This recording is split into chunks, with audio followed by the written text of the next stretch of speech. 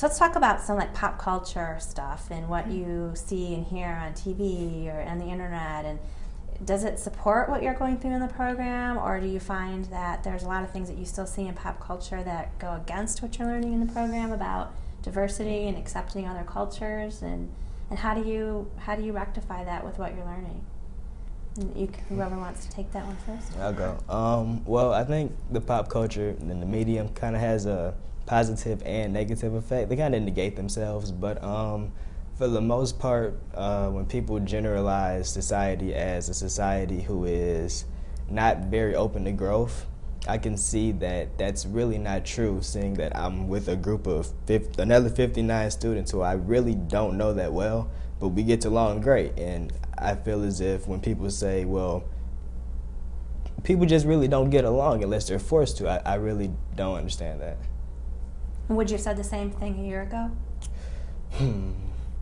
I think I would have, but I wouldn't be so adamant about getting my point across. Yeah. And how about you, Diane? That's a tough question for me. Even if you have a specific example of something that you've seen, on television or what to be kind of... Mostly for me, I would say music.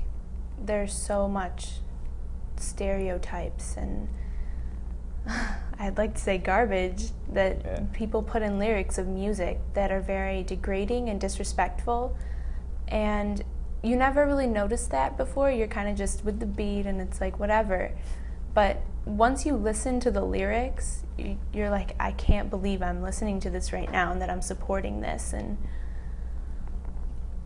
honestly, like, I don't know,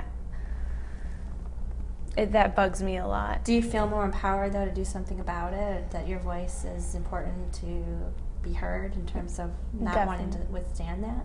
Definitely, because if there's a song on that is disgusting and I dislike, I change the station or turn this next song on the iPod. Like, my friends know that I do that. I can't stand that. It's one of my biggest pet peeves. Do you feel more supported now if you were to say something, like be more public about it? For example, if you put it on your Facebook status, let's say, like, you know, people should be really aware that this is the lyric to such and such a song. Do you feel like you have a little bit more strength in numbers from having gone through the program? You know there's people that would back you up on that? 100%. Because before I did the program, if there was an injustice, I would just be like, that's wrong in my head, but I wouldn't stand up for it. Now that I've gone through Generation of Promise, I stand up for everything. If I believe in it, I stand up for it. Now, do you find that you have to do that? And then how are you told to deal with that when maybe you're in school and you're actually in a personal situation with somebody that you go to school with? And if you had that experience where you might have to say to somebody, well, I don't feel that way, actually. Do they help you to be supportive and have tools to be able to have those conversations when you're with people that are maybe in your neighborhood or in your school or family members?